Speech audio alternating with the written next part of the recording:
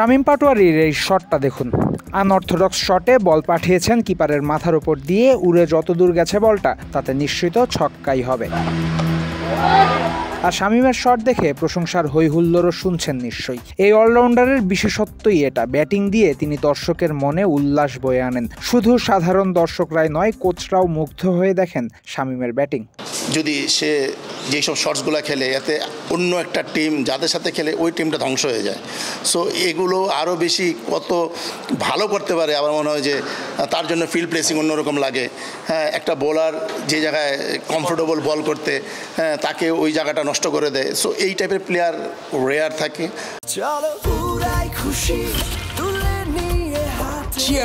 চলো উড়াই খুশি।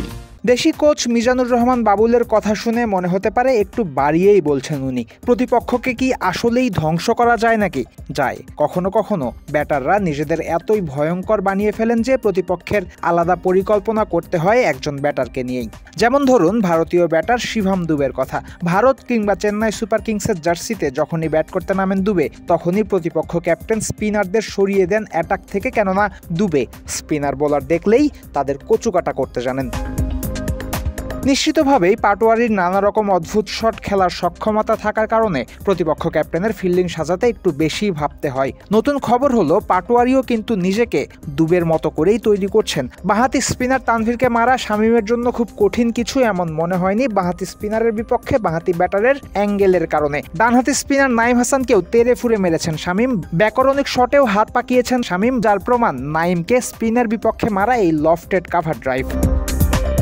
শামীম যে আরও শক্তিশালী হয়ে প্রস্তুত হচ্ছেন তার প্রমাণ অনুশীলন নেট। কিন্তু কিছু বিশেষ ব্যাপার তার মাঝে আগে থেকেই আছে। ব্যাট দিয়ে বলে আঘাত করে ৮-১০ জন টাইগার ক্রিকেটারের চেয়ে বেশি দূর পাঠাতে পারেন শামীম। এতে করে টাইমিং গড়বড় হলেও শক্তির জোরে বল বাউন্ডারি ছাড়া হওয়ার সম্ভাবনা বেশি থাকে। এবি ডিভিলিয়ার্সের একান্ত ভক্ত শামীম এবিকেই ফলো করে, ওকেই আইডল মানে। এতে করে মানসিকতাও শক্ত হয়েছে তার। অল্প কটা বাউন্ডারিতেই সন্তুষ্ট না হয়ে প্রতিনিয়ত রানের খোঁজে থাকা শামীমের বড় গুণগুলোর মধ্যে একটা।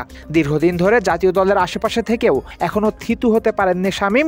রাস্তাটা তার জন্য সহজ ছিল না কখনোই। এই কারণেই শামীম এখন প্রত্যাশার চাপ থেকে বেরিয়ে খেলাটা উপভোগ করতে শিখেছে। তবে ক্ষুধা তার মেটেনি, শিখতে চান আরও বেশি, নিজেকে শানিত করতে চান প্রতিনিয়তই। বাংলাদেশের প্রেক্ষাপটে এটাকেও খানিক বিশেষই বলতে হবে আপনার। শামীম পাটোয়ারি সাদা বলের জন্য ফ্যাক্টরি থেকে বানানো একটা প্যাকেজ। বাংলাদেশে যে শামীম বিরল তাতে কোনো সন্দেহ নাই, কিন্তু বাংলাদেশের মতো জায়গায় বিরল হওয়াও কখনো কখনো অভিশাপ। ব্যাকরণ না মানা ব্যাটারদের তাই মাঝে মধ্যেই অদেখা করা হয়। বছর কয়েক আগে হলে শামীমকেও হয়তো দেয়া হতো না পূর্ণাঙ্গ স্বাধীনতা, কিন্তু দিন বদলের হাওয়া এখন বাংলাদেশের ক্রিকেটেও লেগেছে। এ কারণেই তো কোচ শামীমকে আটকানোর নয়, তাকে পূর্ণাঙ্গ স্বাধীনতা দেওয়ার পক্ষেই রায় দিয়েছেন। না, অবশ্যই এই যেই শটসগুলো সে খেলেন এটা তার নিজস্ব একটা ঢং। তো এই অনেক সময় আমরা আমাদের এই নিজস্ব ঢংগুলো আমরা নষ্ট করে দিই। তো অ্যাজ এ কোচ আমি এটা পছন্দ করি না। টানা ভালো পারফর্ম শামীম করছেন 1 বছরেরও বেশি সময় ধরে। ফলশ্রুতিতে টি-20 দলে ডাক পেয়েছেন তিনি। সুযোগ পেয়েই বাংলাদেশকে ওয়েস্ট ইন্ডিজের বিপক্ষে জিতিয়েছেন সিরিজ। শামীম আছেন পাকিস্তানের বিপক্ষে টি-20 সিরিজের দলেও, কিন্তু ওয়ানডে দলেও জায়গার দাবিটা শামীম জানাচ্ছেন। বিশেষ করে মাহমুদুল্লাহ রিয়াদের অবসরের পর শামীমের কাঁধেই এখন দায়িত্ব বর্তাতে পারে। বাবুলও দেখছেন সেই সম্ভাবনা। না, অবশ্যই সবাই ও টি-20 খেলেছে, ওর তো চাওয়া থাকতেই পারে আমি বাংলাদেশ 50 ওভার্সে বাংলাদেশ টিমে 50 ওভার্সের ম্যাচ খেলবো, এটা সবারই চাওয়া। সো চাওয়ার জন্য পারফর্ম করতে হবে। সো সে তার পারফরমেন্স টি-20-র জন্য ভালো ছিল, সে টি-20 খেলেছে। এখন তার খুব ভালো অপরচুনিটি আসছে এখানে এই 3টা ম্যাচে, যে সে তার যে জায়গায় ব্যাটিং করে এবং ওই জায়গাটা আমাদের আসলে একটা প্লেয়ার দরকার যারা কম সময়ে বেশি রান করে দিবে। সো তার খুব ভালো একটা প্ল্যাটফর্ম এখন, যেটা এখন খেলবে।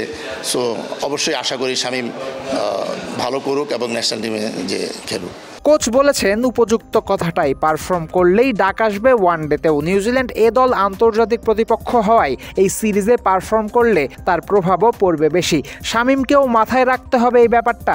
ভালো পারফর্ম করতে হবে সিলেটে, খেলতে হবে শট, করতে হবে রান, তবেই ডাক আসবে সাদা বলের সব ফরম্যাটে। ফয়সাল হাবিব, ক্রিক ফ্রেন্ডসে।